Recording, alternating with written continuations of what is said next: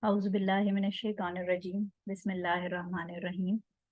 Alhamdulillahi rabbil alamin. Assalatu wassalamu ala rasulil kareem. Assalamu alaikum wa rahmatullahi wa barakatuh. So after almost 10 days, I'm sitting here recording this English lecture for you. I just have some pain in my throat and sore throat, so I hope my voice is clear, and I hope inshallah I'll be able to complete this recording without much of problem. So, magic and the hidden secrets of Taweez. So, we have been discussing about Taweez a lot in our WhatsApp group, and then students really wanted to know what is it about and what are the things that makes this Taweez so controversial that some of the people who are actually used to wearing it are very much in the favor of it, and then there are people who are the people of knowledge and they refer to Quran and Sunnah for the permissibility or prohibition of anything, and according to them, Taweez is comes under the category of shirk. So today we will explore the two dimensions dealing with this thing. The first, we will study a bit about the magic, because obviously when we say when we talk about Taweez, then definitely it is connected with magic in some aspects. So studying magic, a bit about the superficial aspects of magic is very essential if you want to understand the concept of Taweez. Let's start our class. The ayah that I chose for today's class is from Surah Baqarah, ayah number 102. Allah subhanahu wa ta'ala says in this ayah, and they followed instead what the devils had recited during the reign of Solomon. It was not Solomon who disbelieved, but the devils disbelieved, teaching people magic and that which was revealed to the two angels of Babylon, Harut and Marut. But the two angels do not teach anyone unless they say, we are a trial, so do not disbelieve by practicing magic. And yet they learn from them that by which they cause separation between a man and his wife. But they do not harm anyone through it except by permission of Allah subhanahu wa ta'ala. And the people learn what harms them and does not benefit them. But the children of Israel certainly knew that whoever purchased the magic would not have any hereafter any share in the hereafter any share, and the rest is that for which they sold themselves if they only knew.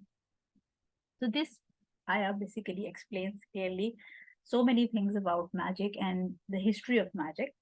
The first part of ayah actually deals about Allah subhanahu wa ta'ala telling about the purity of Sulaiman alayhi salam, because we know that Sulaiman alayhi salam had the ability to control jinn, both kind of jinn, that believing and disbelieving jinn.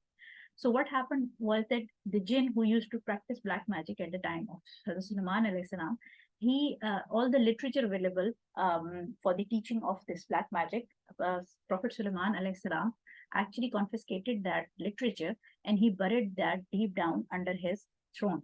So after the death of Sulaiman alayhi salam, the evil, the disbelieving jinns, what they did was they asked the people. In some tafsir, it's written that the shaitan came in the form of a man and he told them that there is a treasure which is being buried under the throne of Sulaiman alayhi salam. And then in some other tafsir, in the other books of tafsir, it is written that the jinns actually told the people that there is some literature or some educational material which is buried under the throne of Sulaiman alayhi salam, and then they took it out and they showed it to people, claiming that Sulaiman alayhi salam used to control these jinns with the help of these magical spells.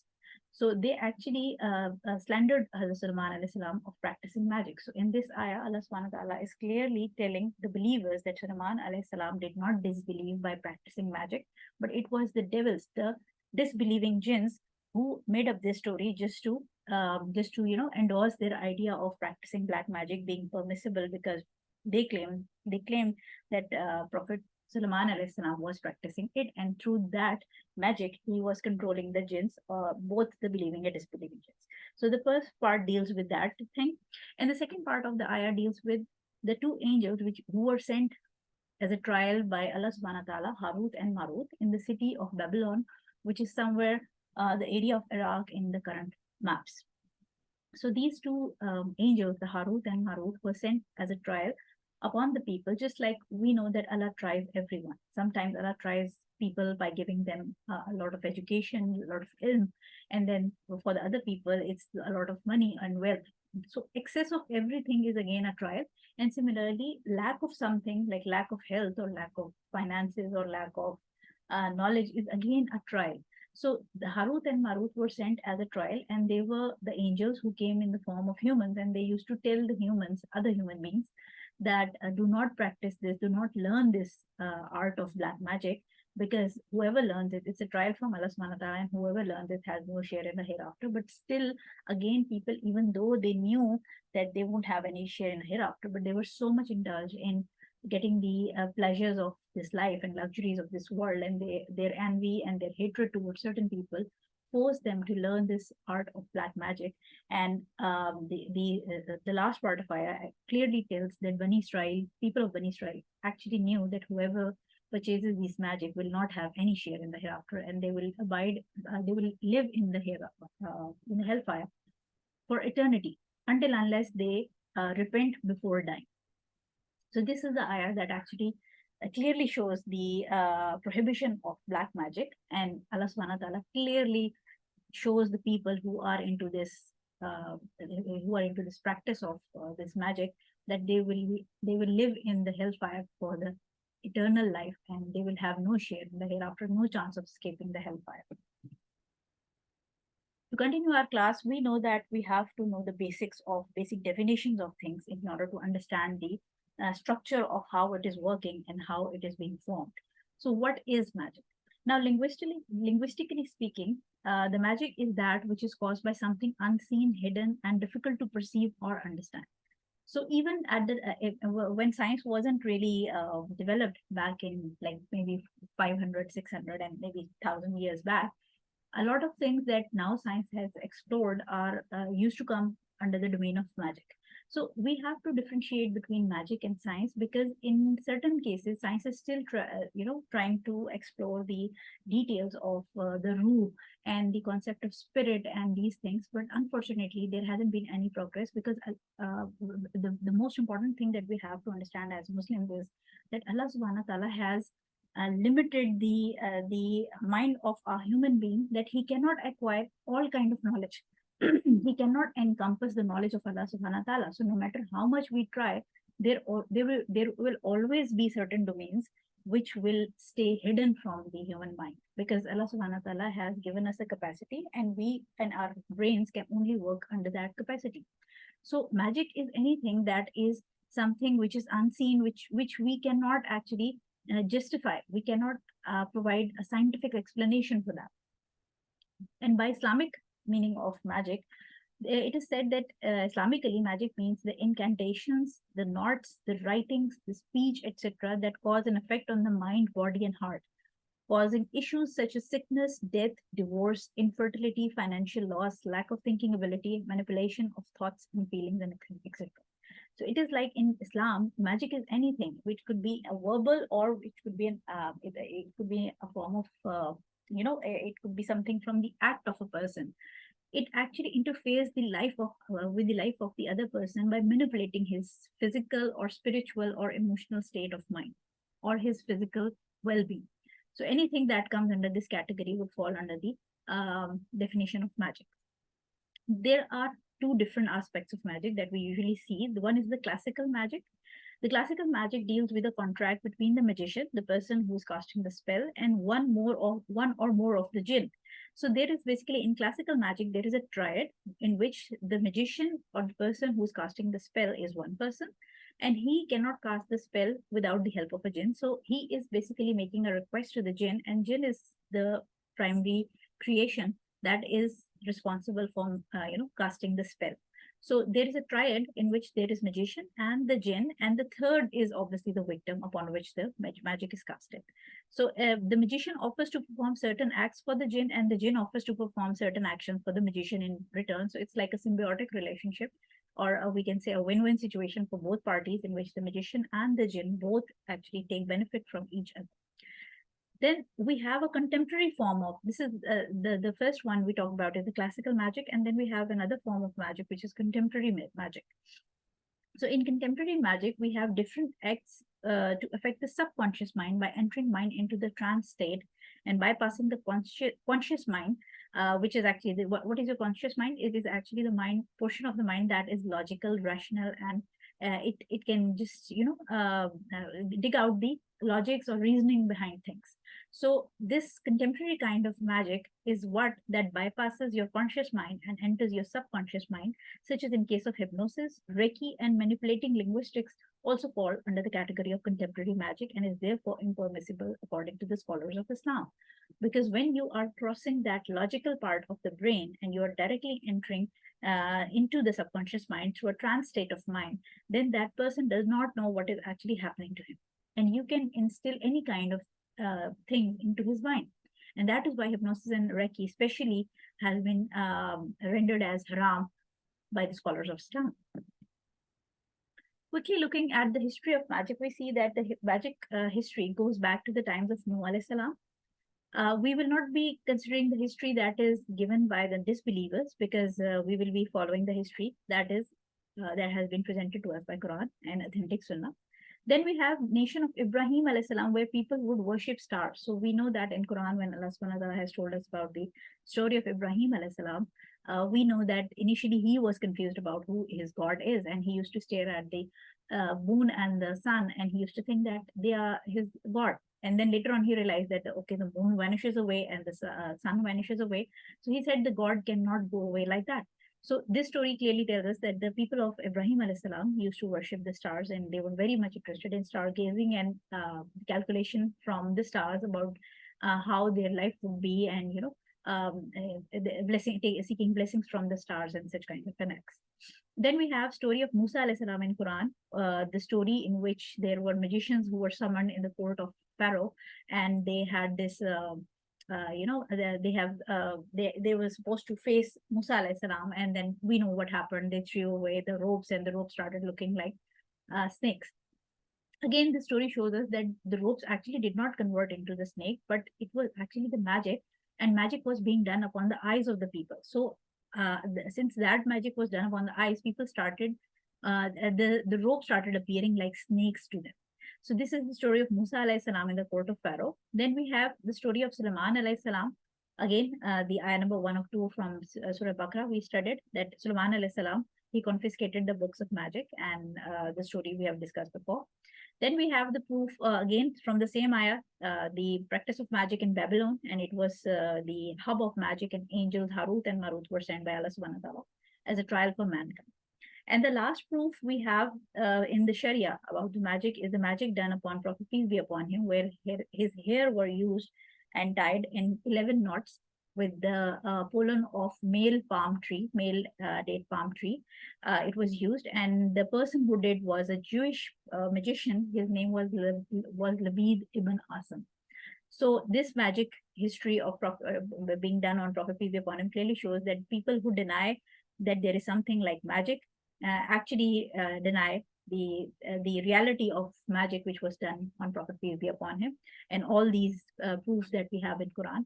So a Muslim is not supposed to deny the presence or existence or reality of magic, because when Quran proves something and then it is proven from Sunnah, then a Muslim is not supposed to deny these realities and these the realities of the unseen world. We have heard, especially in case of Hollywood celebrities, we have heard many times on social media that there is a term used which is sold my soul to devil. So this term used is basically selling your soul, or selling your consciousness, or selling your self respect, or you can say your faith to devil. So what happened is that this is something that a magician actually does to gain his interest. So the greater is the amount of disobedience and the shirk against Allah subhanahu wa ta'ala, the greater and the stronger a magician will be. So when we look at the history and we see the Samri magician, Samri Jadugar, who's mentioned in the Quran, and then we again when we look at the history of the English history, we come across so many magicians who are very famous, and magician cannot have strength to become like a like a high scale magician until unless he has a severe disobedience towards Allah subhanahu wa ta'ala and shirk. Once done with shirk, they have to bring in more people to commit shirk in order to keep the jinn in contract with them. Otherwise, he loses his interest in the magician. So, like we will discuss some acts which the magician actually performs to show the jinn that he is really an ally of the jinn and he is one of the disbelievers.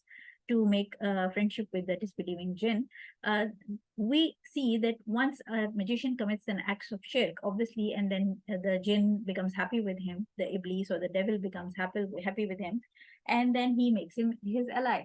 But obviously, the jinn needs constant sins and constant shirk from a magician, which obviously, once he has done it, he can, what else he can do? What else the magician can do? So the jinn asks the magician that for further expansion or extension of the contract between them, in which the jinn actually performs beneficial acts for the magician, the jinn asks him to bring in more people into the circle of shirk and make people, more and more people, commit shirk. So the magician actually sets up on the task to bring in more people into the circle and make them commit shirk, so that his contract with the jinn continues and is extended. The more people he brings into the circle and makes them commit shirk, the more he becomes in, the bond between the jinn, the disbelieving jinn, and the magician becomes stronger, and their union and their, they continue as an allies for long term. So the magician must perform most disgusting and evil acts in order to gain the trust of devil. The higher and the more powerful they become, the more they must do to satisfy their masters among the jinns, including.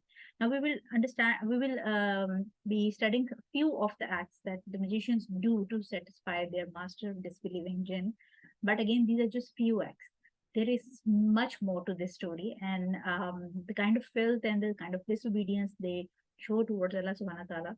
May Allah forgive them, and may Allah give them hidayah, and may Allah make them repent before they die. Otherwise, we know that what the hellfire will do to them is something that is beyond our imagination. So what the magician has to do is that he has he has to perform shirk, like sacrificing to other than Allah and praying to the jinn, disgracing the Quran, putting it under their shoes or in their vagina in case of females, using it as toilet paper, putting it in sewerage tanks or sewerage lines, then committing the worst form of adultery like incest, carrying out the worst form of murder like raping a child first, and then killing him, and then eating his body or body part. Then using, eating, and living in the most filthy substances like menstrual blood, feces, urine. There is, there is a term called 40 days chilla. That is the term used in Urdu. And this is a training period kind of thing where the jinn is being summoned, and the magician is asked to stay in a circle or whatever shape. It's like a hisar. It's like a boundary he has to sit in, and he has to do he has to pass the urine and feces within that circle, and he cannot use water, and he has to actually sit within his filth to be able to oblige the jinn and make a contract with him. So there are different types of procedure that they do. They actually they induce self-harm by burning, by whipping and cutting themselves. There is a lot of nonsense stuff going on, and there is a lot of disobedience towards Allah, so as to become a partner with the jinn. Now, looking at the types of magic, there are multiple kinds of division that are used to differentiate between types of magic. One is true magic and one is illusionary magic. The true magic is actually involving the one with the disbelief and seeking nearness to Satan by the acts we just discussed. And then we have illusionary magic, which is trickery, illusions, slip of hand, or drugs. Certain drugs, such as the side effects of certain tranquilizers and antidepressant and antipsychotic drugs, is hallucination, and it just turns off the mind of a person. So these would be the illusionary magic. But again, the intent with which the illusionary magic is done and the process used to do this illusionary magic finally decides if it is true magic or illusionary magic. Again, it's even the illusionary magic is not permissible. Also, broadly, the magic can be divided into two. Another classification is by breaking and bringing together things like surf and ataf. So surf are the kind of magical spells or things done which are used for separation, breakage, splitting purpose, for example, killing, separating people like husband and wife, or separating children and their mother or parents. separation between employee and the boss, or something like, just breaking things apart, causing illness, hatred, insanity, and ruining things or ruin a person financially. So that those types of magic come under the category of surf. Then we have atf. Atf magic is basically to bring together or attract things together, such as causing love, bringing together illegal means of gains. So attract good things is comes in the category of atf, and the surf is basically the type of magic which is used to harm people in a way that it breaks things and it splits them apart. Then we have another form of real magic classification. I just wrote the 10 ones. These are just, we'll go through it quickly. But again, there are more different types. These ones are most important, so I understood them. The first one is al-sihr al-maqul wal-mashru. This is the sihr or the magic which is done through food and drink, by doing magic on something, on a eatable thing, and then making that consumed by the victim. Then second is al-sihr marshush. This is by instilling or spraying the magical liquid upon which the magic is done, in oil or water or anything. And it is, it is thrown on the path where the victim has to pass. So when he walks by that path upon which the liquid is sprayed or being, spilled, the victim actually comes under the spell. The third one is sihr al-tafriq. So it is the sihr to create separation between the people. The freak is from farq, which means to, break apart and, create differences among the people. A sihr ta'til al-zawaj. So sihr to delay or stop marriage and to create unattractiveness between the potential spouse. Zawaj is from zoja, like it's for marriage, and ta'til means to break or to discontinue or to, linger on. Al-sihr al-masmoom is the sihr through perfumes and incense. So it is done upon the perfumes or some fragrance thing, and when the victim smells it, the magic is casted upon him. Number 6 is al-sihr al-madfoon. Madfoon is from dafn or bury. So sihr by burying it into the graves, and this is one of the most powerful sihr. Al-sihr al-maqud. So sihr through tying knots. Maqud is from aqd, and aqd is like the knot or tying up something. So sihr through tying knots is called sihr al-maqud, and the number of knots actually determine what kind of sihr, what purpose it is done for. For example, in case of 11 knots, just like we see that in case of Prophet peace be upon him, 11 knots were tied to the hair on the comb, and 11 knots are used for killing purpose. They are used for murder. Nine knots are tied for the purpose of destruction of something. Then 7 is usually for protection. 7 knots are used for protection. 5 is usually done for healing from illnesses, and 3 knots are tied by the magician for his own protection.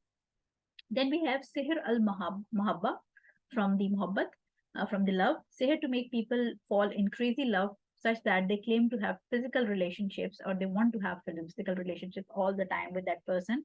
This is usually done with the help of photographs, printouts that are taken from the social media, and then the taweez is made upon that picture or the photograph of that girl or a boy. It is also done by using the clothing from that victim, who is supposed to be, the magic is casted upon them with the help of using the clothes they have wore, like their probably the scarf or some shirt or some sweatshirt, something like that. Now, the next one is sihrul akum. That is sihr to cause infertility, and in such cases, the women are not able to conceive, whereas they have no medical problems, which could be diagnosed by gynecologist. All their reports and scans are normal, but still they are unable to conceive, no matter how much medical treatments they try to conceive.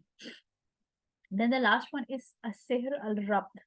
Okay, so rabt is like rabta, from the connection. This is the sihr, which again has further subtypes, but this is used to stop intimacy or forming a love relationship between spouses. So this sihr is used to stop that.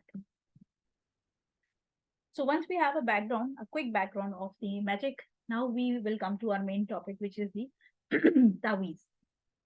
So Taweez are also called talismans and comes from root word yawdu, which means to seek protection and refuge. They could be from Quran and not from the Quran, right? So there are two types of Taweez. Some people claim that they write the Taweez only from the Quran, and some again, most of the people, they say they write Taweez from the Quran, but when the Taweez is opened, we come to see what we will inshallah see in the next slides, what is inside the Taweez. So all Sunni scholars agree that taweez other than the Quran are haram to wear, right? So there's a consensus that all Sunni scholars have a consensus that taweez other than the Quran are haram to wear. While there is a difference of opinion among the scholars regarding the taweez with the Quran in them, like purely from the Quran. But the problem is that the majority again say that the taweez from the Quran are again prohibited, because when we see the hadith, they have a general prohibition and there is no specification involved in the hadith. And also those who claim that Quranic taweez are permissible, they the proof that they use, they quote the narrations which are either which either do not reach Prophet peace be upon him, or they are zaif. So again, since there is no specification and the rule we see in the hadith is general, and also the proof that is quoted by some scholars for the permissibility of Quranic taweez are either the chain of narration does not reach Prophet peace be upon him, or the narration itself is zaif.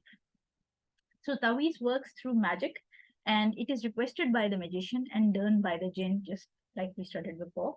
The black magic either works alone or binds the jinn to the victim, right? So it could be possible that the jinn only helps cast the black magic upon the victim, or the black magic could in turn tie the jinn with the victim. So it could be like a double deal, with the victim being affected by the black magic, as well as a jinn tied to him or her, the victim, along with the black magic done.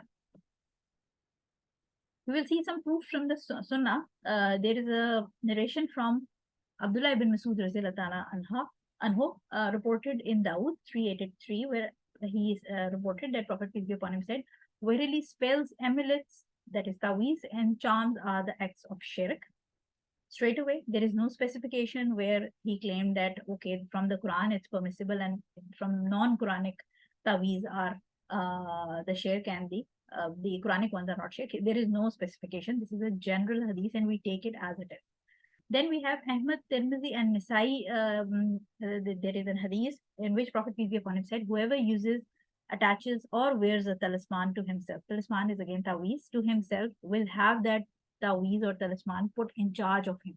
So once you stop trusting Allah subhanahu wa ta'ala and you put your trust on something other than Allah subhanahu wa ta'ala, then Allah ta'ala makes that thing your hakim. It starts dominating over you, and Allah leaves it to that thing, and Allah stops helping you against that thing. Then we have another narration from Said bin Jubair anhu, and he said, "Whoever cuts an amulet or talisman from anyone, it would be equal to liberating a slave." Right? Then we have in Dawood 36, Prophet peace be upon him said, "You may live for a long time after I'm gone, Ruwafi." He's talking to a companion. So tell people that if anyone ties his beard, which was like a mark of arrogance in Arabian culture. So he says, if anyone ties his beard or wears around his neck a string to ward off the evil eye, or cleanses himself with the animal dung or bone, Muhammad has nothing to do with him. So the part of animal dung and bone is what we discussed in the class of jinn and the world of unseen, because we know that the animal dung, our animal's dung, is the food for the animals of the jinn. And the bones upon which the name of Allah subhanahu wa ta'ala is read, those bones are the food to the jinn, the Muslim jinn. So this clearly shows that any type of something like a string or a taweez or any talisman you wear for the sake of seeking protection from it, then Allah subhanahu wa ta'ala actually leaves you to that, and Allah stops helping you against that evil. And this is a form of major shirk, right? Then we have another narration in Ahmad 17388, where Uqba ibn Amir anhu reported, Prophet peace be upon him received a group of men and he accepted the pledge of 9 of them. So this is a delegation who came over to Prophet peace be upon him with with people, and he took the pledge from 9 of them. while he refrained from one of them. They said, O Prophet, you accepted the pledge of 9 people and left with this one out. The Prophet said, Verily, there is an amulet upon him. The man took it in his hand and cut it, and the Prophet, peace be upon him, accepted his pledge. And he said, Whoever hangs an amulet around his neck has committed an act of shirk. Again, we do not see any kind of specification that Quranic amulets are permissible. Prophet, peace be upon him, did not ask that person who came to take the pledge, and Prophet did not ask him if he was wearing an amulet with Quran or without Quran. So this clearly tells us that when there is no specification in Hadith, we cannot create a specification and pick and choose. Coming to the Taweez, what is inside Taweez? Let us see. I will show you some samples in the end, so you will better understand. I did not put on the clips or the pictures of Taweez in here with the slide, because then it would become too congested. So first we will read the theory, and in the end I will show you some samples, and you will better understand these things once you see the samples. So grids or geometrics. If you open a Taweez and you find grids or geometrics, then grids are the hallmark of Persian magic, the magic which was being practiced in Persia, and they are meant for destruction. So whenever you see a grid in Taweez or any geometrics like a circle or a star or a triangle, that means it is for destruction. The banner of Kisra, the Kisra was the title of the king of Persia, just like Pharaoh or Pharaoh was the title of the kings of Egypt. So Kisra were the titles of the king of Persia. So banner of Kisra, which was called as Zarkash Kawayan, it was inscribed in gold, and it was the biggest grid Taweez. It had, it was a 10 by 10 Taweez, and it had magical symbols that would be inscribed in it according to the instructions of the magician at certain times of the zodiac calendar. So what they would do is, in case of Zarkash Kawayan, it used to be inscribed in gold, and the grid was 10 by 10, and the grid had numbers which were, before they wanted to go for a war, before entering into the war, their magicians would look at the positions of the stars, and they would tell them to write certain numbers inside the grids. And when they would carry this Zarkash Kawayan in front of their army, when they were about to fight with some other nation, then this Zarkash Kawayan used to be displayed by a soldier along with the person who was carrying their flag in the front. And they believed that whenever the Zarkash Kawayan would be, in the front, their army would win. They will not lose. So they were trusting that inscribed 10 by 10 gold plate with those numericals, which were guided to them by their magicians or the people who were practicing astrology along with the magic, by the movement of the stars and the celestial bodies. So they believe that Zarkash Kawayan is the source of their conquest, and source of their winning against certain nations, like all the nations. So the banner of Khusro. Now Khusro was, again, we studied that Kisra was the title in general, but Khusro was the specific king we are talking about. His name was Khusro, and he was one of those kings who was very much into these astrology and magic and the Taoist things, and observing the planetary movements, and feeling like that these stars have effect on their lives. So the banner of Khusro was destroyed by Sahaba in the Battle of Al-Qadisiyah under the leadership of Saad ibn Abi Waqas Raziyallahu Ta'ala anhu. So this happened because Persia was conquered in the times of Hazrat Umar Raziyallahu Ta'ala anhu, and Hazrat Saad ibn Abi Waqas Raziyallahu Ta'ala anhu was the commander actually who was fighting in this Battle of Qadisiyah. The Muslims were fighting under his command, and the Muslim destroyed it, the banner of Khusro or the Zarkash Kawayan. The magicians are basically, now it was a huge, like it was a big Taweez. It was a 10 by 10 grid, like total 100 small boxes were present in a big one large box. So the magicians are basically scared of 10 by 10 grid, excuse me,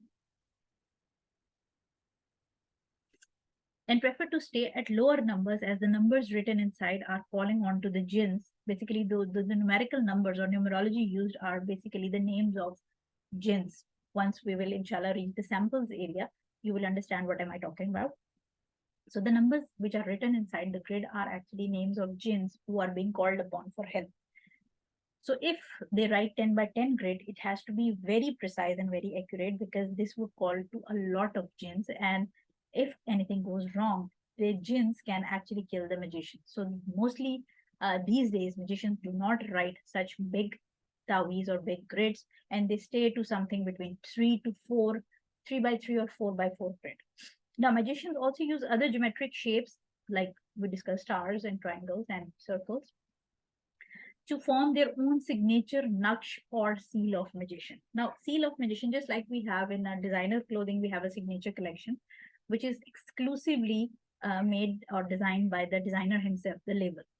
Similarly, we have signature makeup, like in case of salons, we have a signature makeup artist who also, sorry, signature makeup, which is done by the owner or the label man himself, which is called signature makeup. So signature naksh or seal of magician is something which actually some very advanced magicians, they design their own certain signature style of casting magic, and they have their own style of writing the taweez, and that's called naksh or seal of magician. Now we have abjad or kalam ruhani system. So abjad system is basically, if you can see in this picture I attached, that these are the Arabic letters, and they have converted, they have not only changed the sequence of the letter, like alif ba ta sa, they, instead of that, they have changed the sequence like alif ba jim dal, and even if you look in the lower section, the sequence is completely changed, and they have given each Arabic letter a different numerical number from 1, 2, 3. Like Aleph is 1, Ba is 2, Jim is 3, Dal is 4.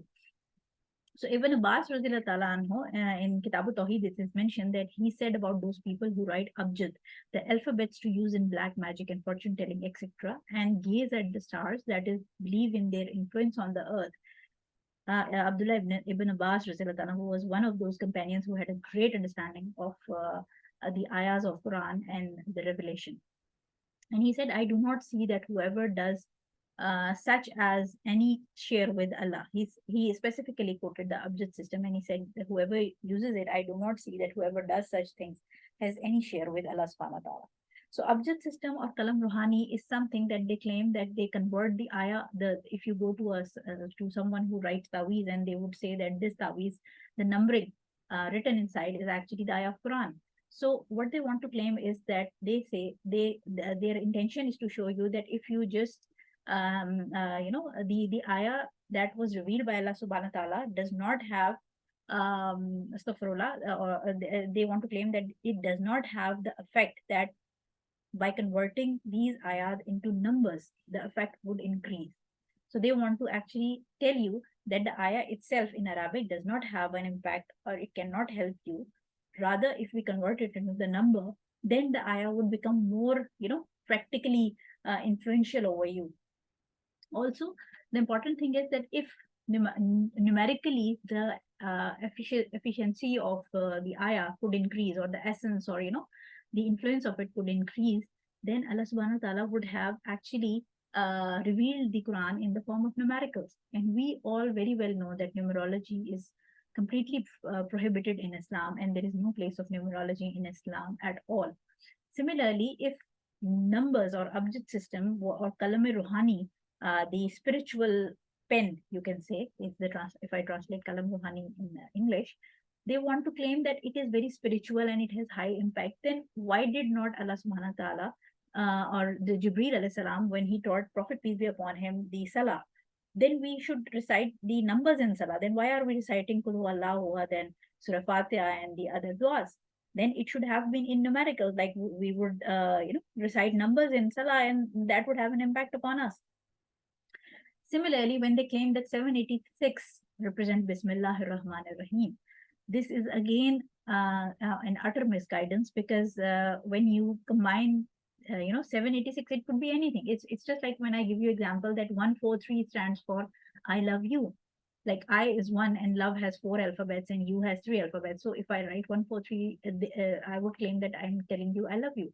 But 143 could be I hate you as well, or 143 could be I like you, or I care, any 4-letter word. So 786 does not at all, we don't have any proof in Sharia or anywhere it is written that 786 means Bismillah.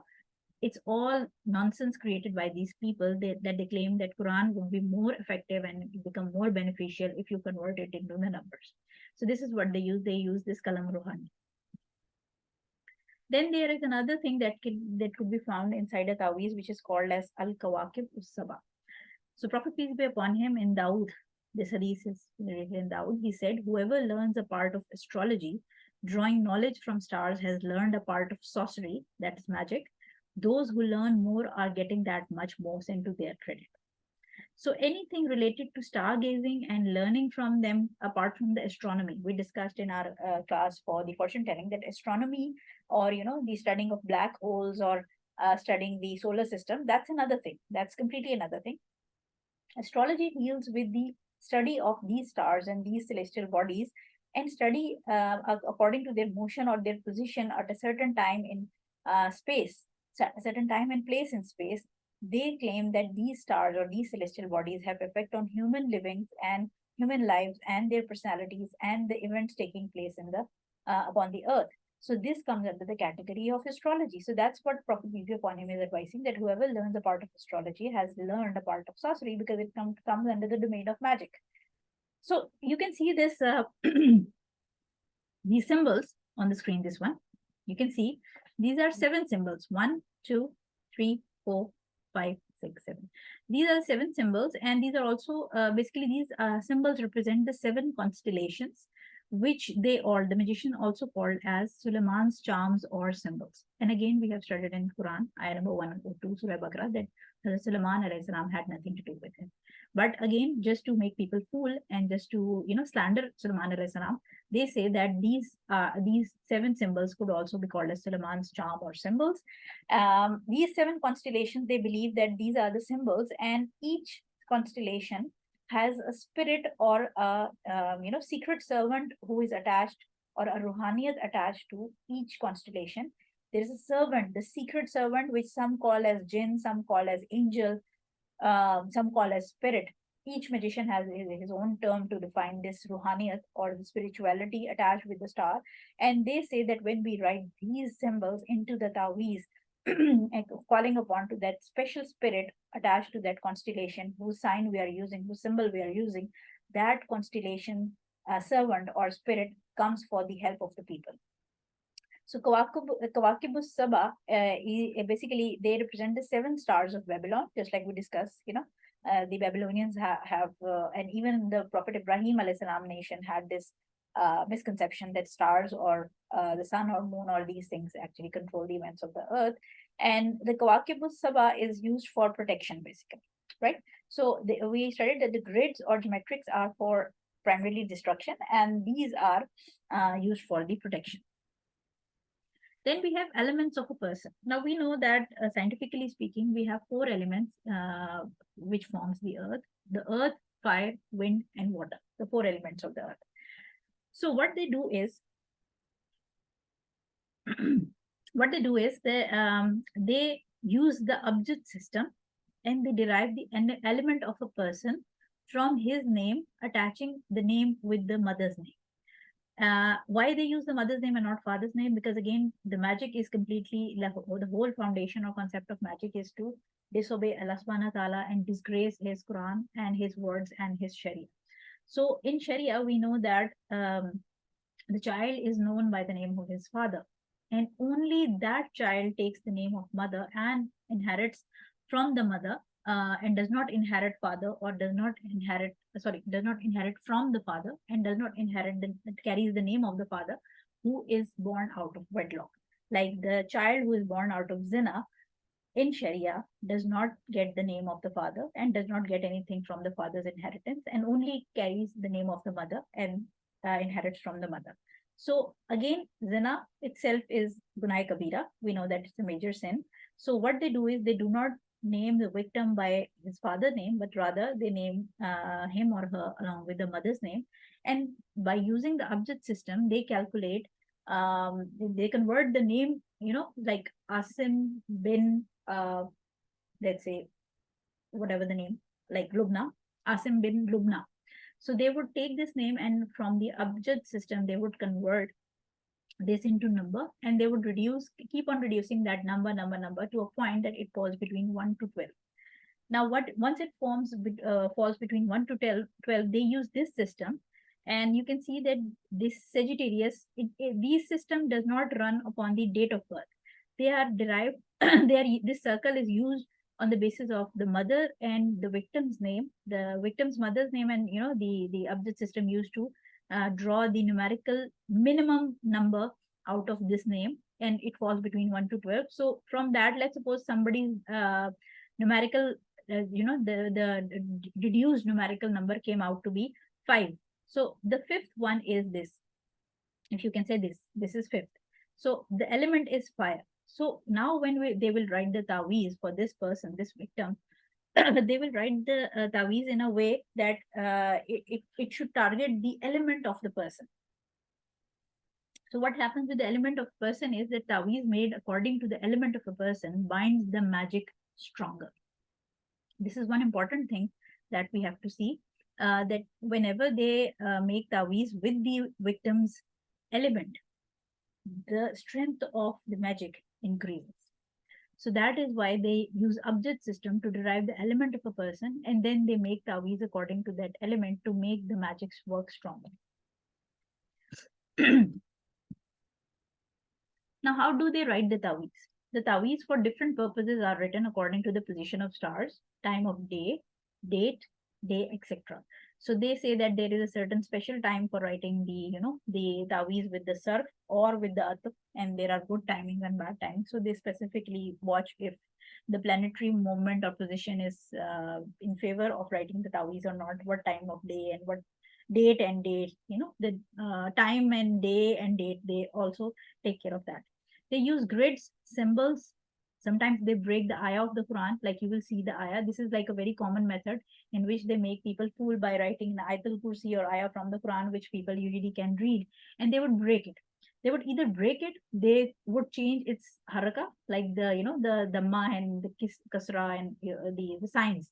They would either change them slightly so that a normal person who does not have a knowledge of Quran or who is not a hafiz or a hafiza, they would just be happy that okay, the magician or the Maulana wrote me a taweez with the Quran.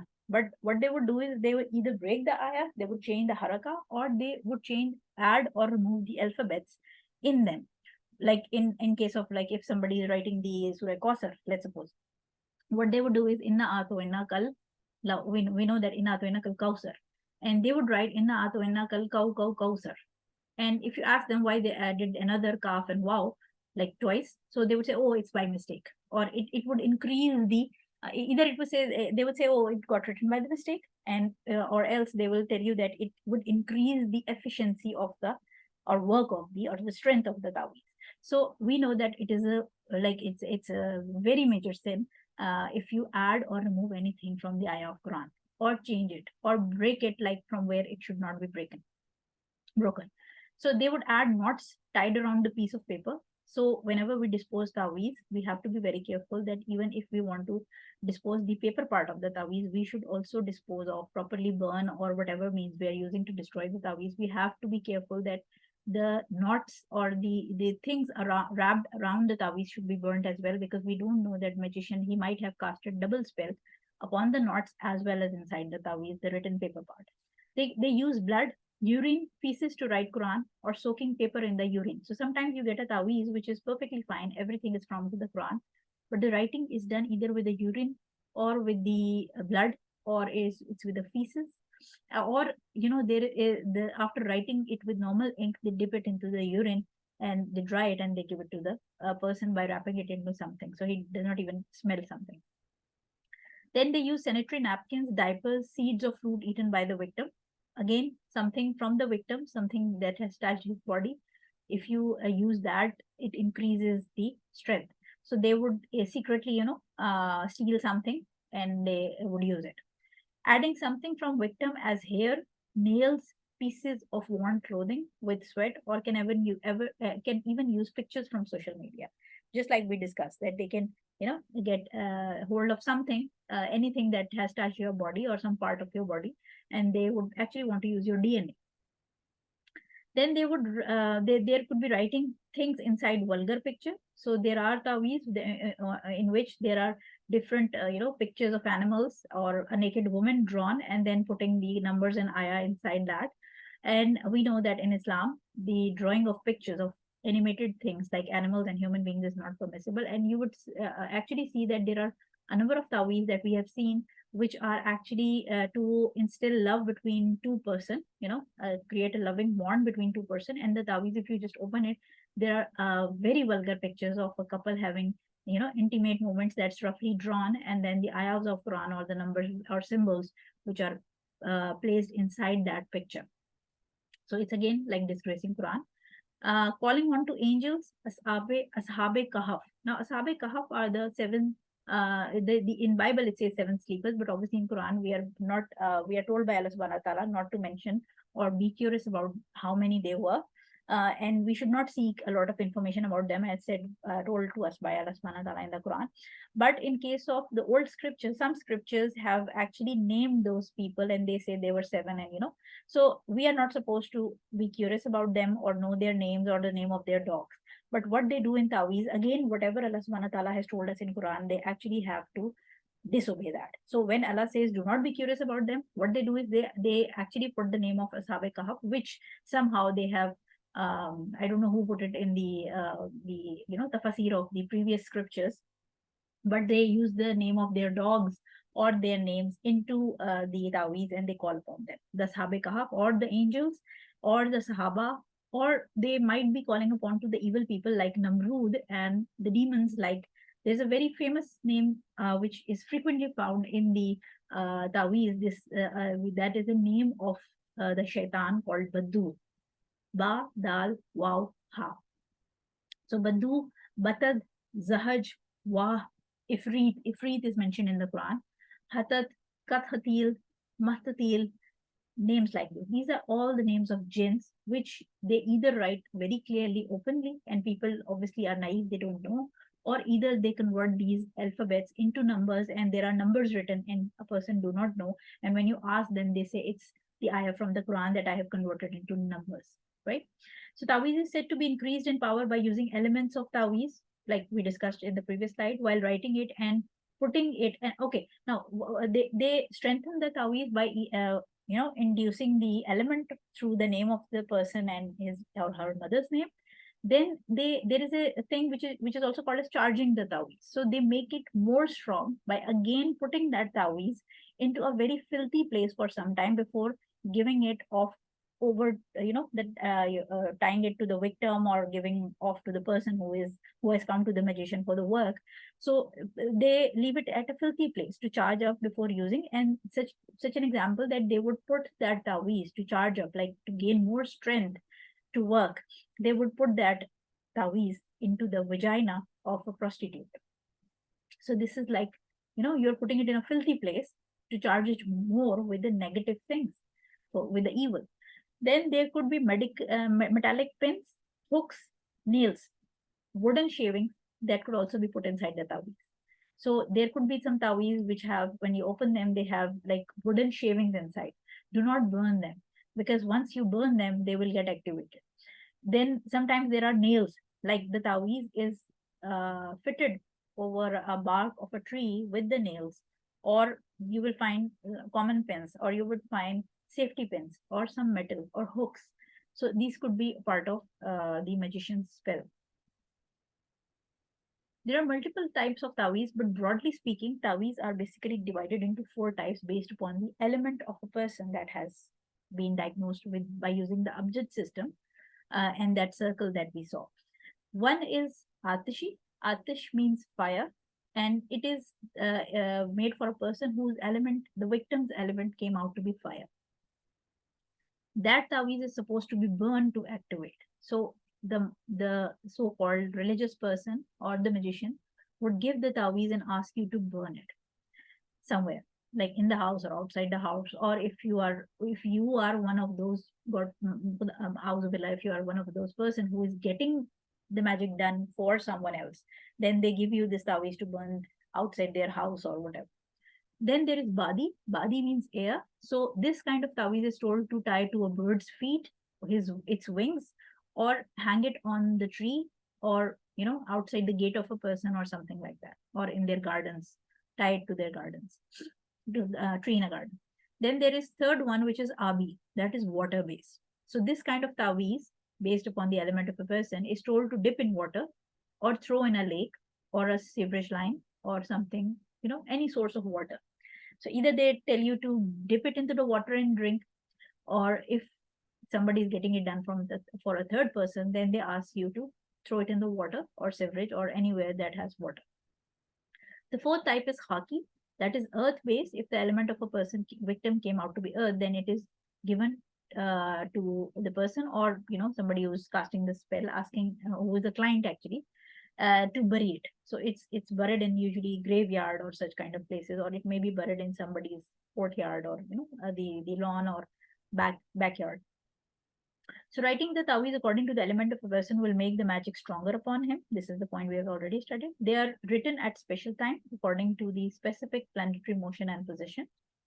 If during writing a Taweez, one burned the Bahur of a related star of the planetary hour, it will increase the power of the Taweez along with keeping that element close. So what they do is that they are calling upon jinn, and there are certain Bahurs which are specific for certain planets.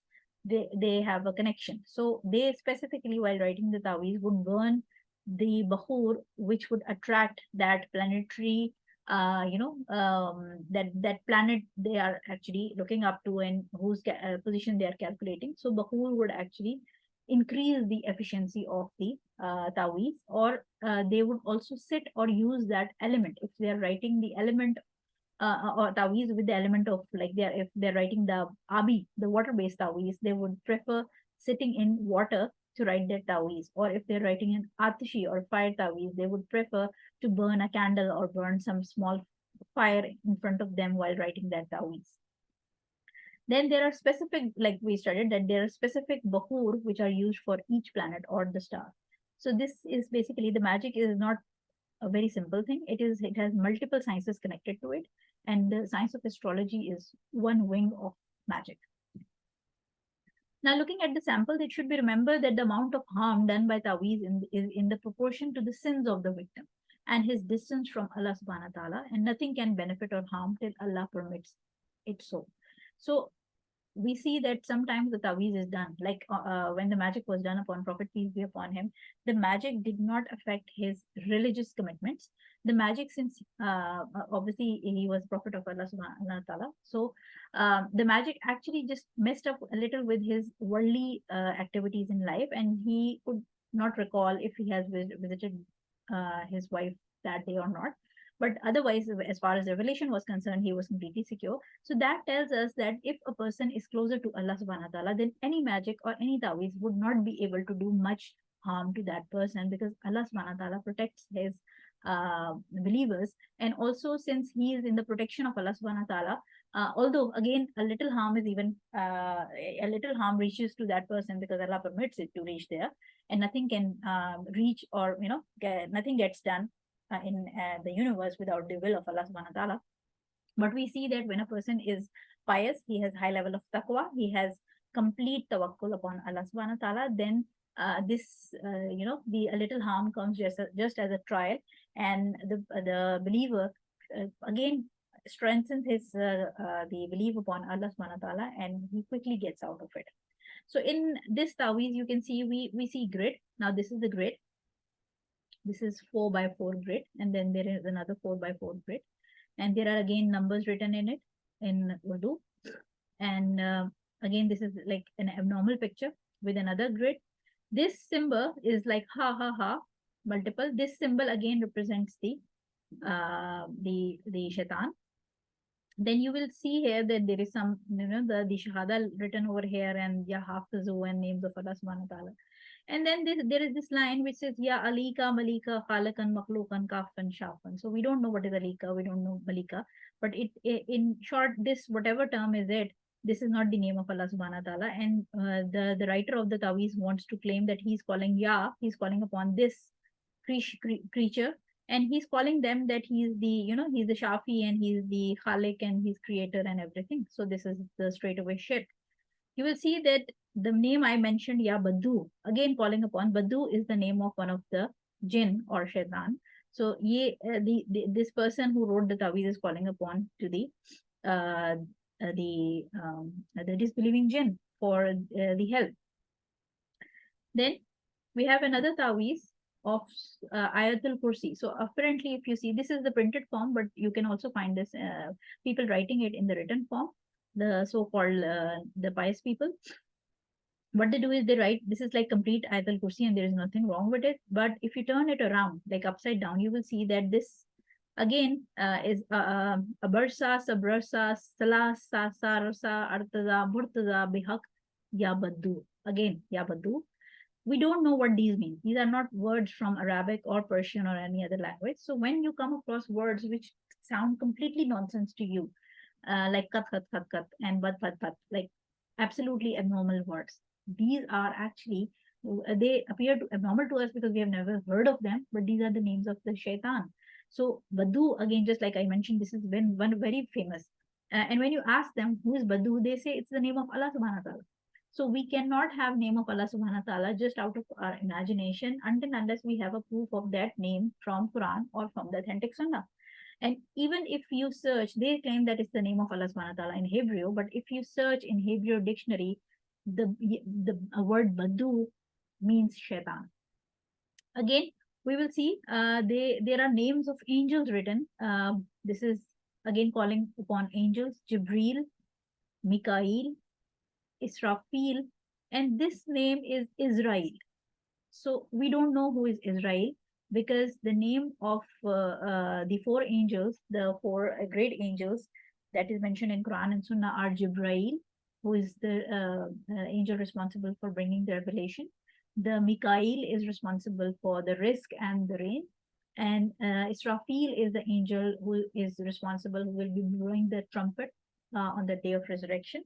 And then we have the angel of death, who is called Malakal Maut. So we don't know who is Israel, and he's again writing the name of Israel over here and calling upon to this whatever creature's name is Israel. We don't know. Again, the same writing Malika, Makhluka, Alika, Kashfan, Shafan, right? So this is called the Khatam Yasin. No, sorry, Khatam Ayatul Kursi.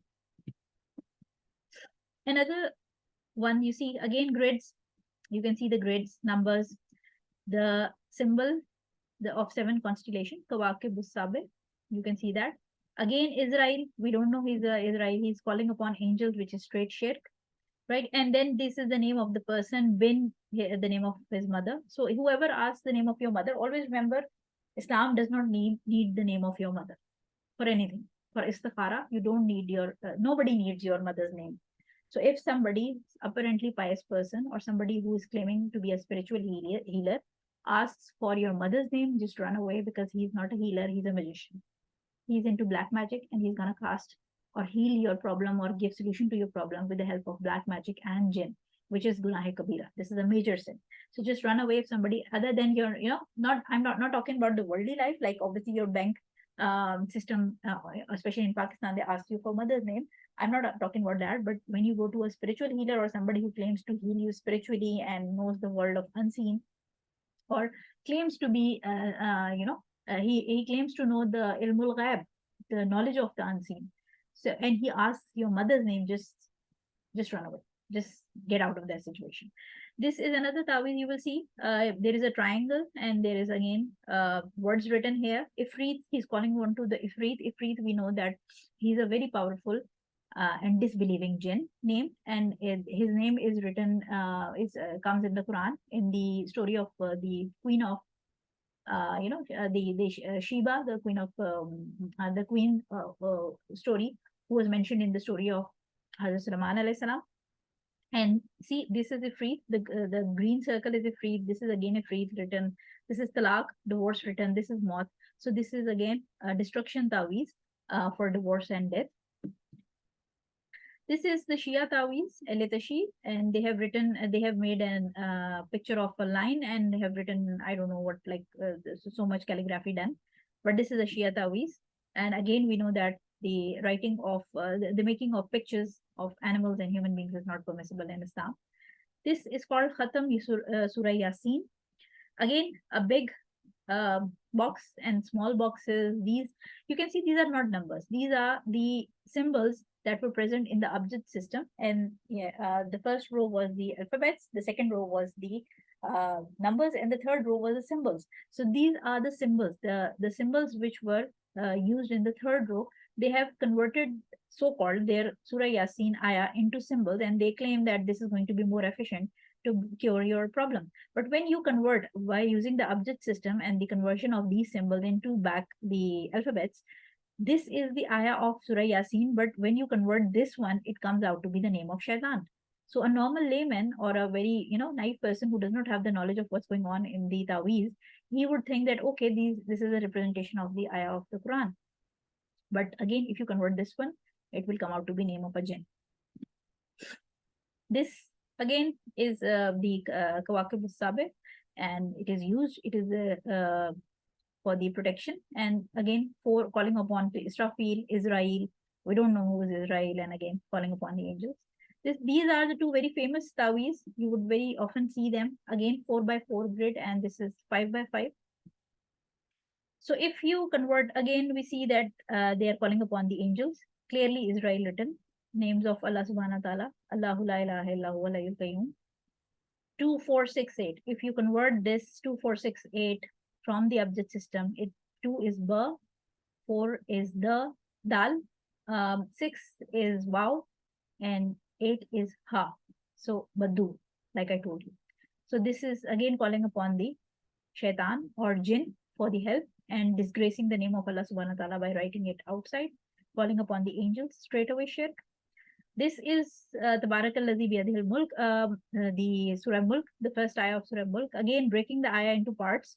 So whoever knows this ayah or the surah, he would know that Tabarak al-Ladhi biyadihil mulk wa huwa ala kulli shay'in qadir. It's written this way.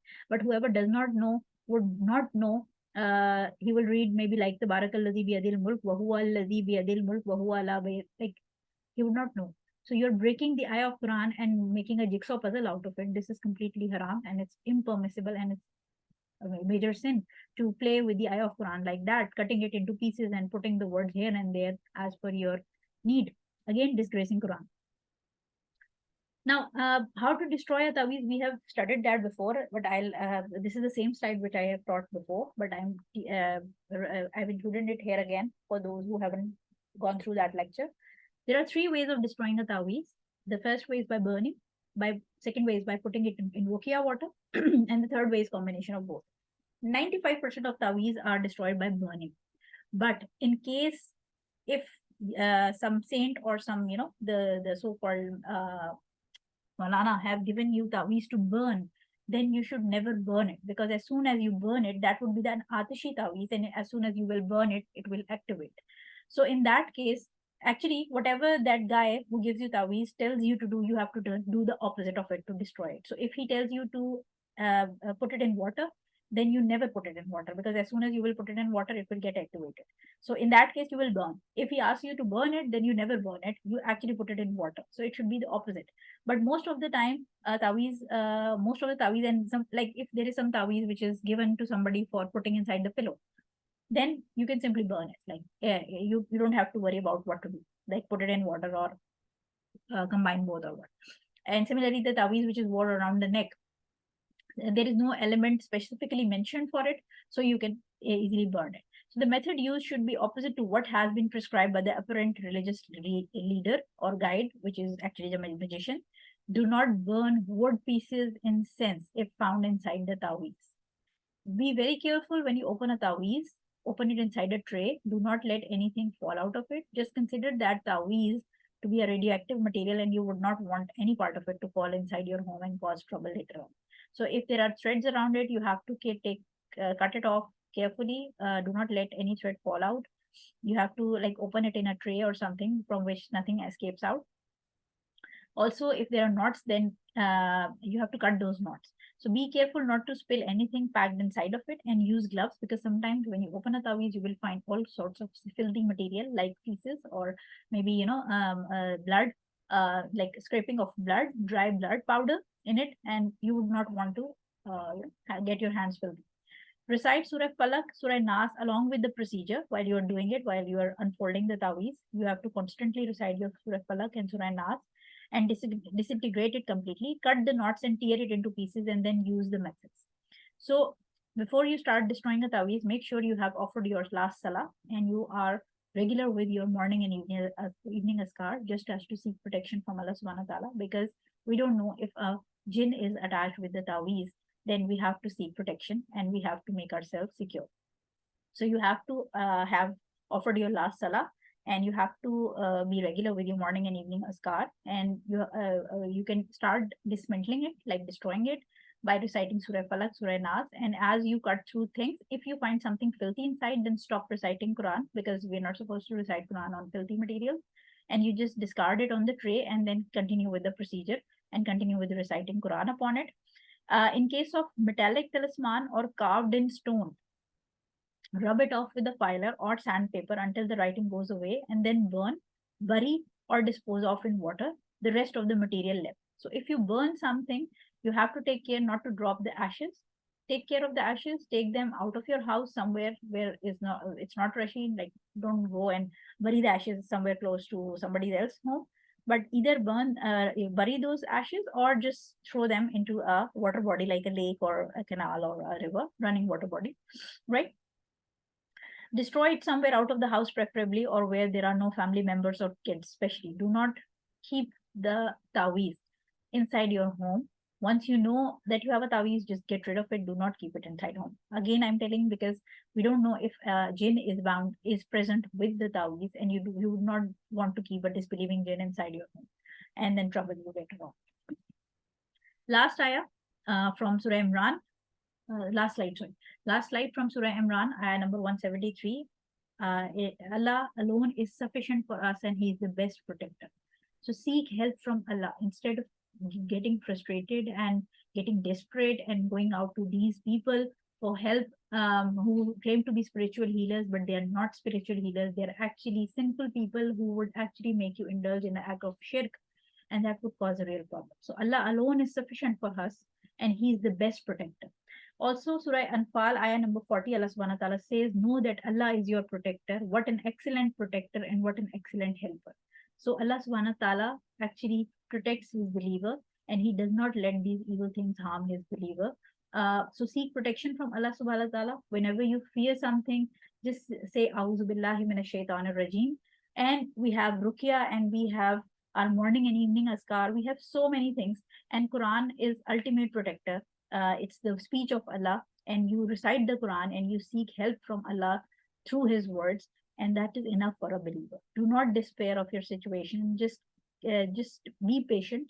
If something is wrong, do not go against the qadr of Allah subhanahu wa ta'ala. If something is not good for you, if you don't get something, then do not fight against the qadr of Allah subhanahu wa ta'ala, and do not go to people who are practicing satanic rituals, or who are seeking help from shaitan, just to make sure that you get your worldly benefit, or you get your work done through illegal means. This is going to give you things in this world, but believe me, they will spoil your hereafter, and they will not leave you go in, like they will not actually help you in long run, because the promise of the shaitan is he's a liar, and he never fulfills his promise. So do not be an ally to the shaitan, and trust Allah, and trust your your taqwa, and have tawakkul upon him only.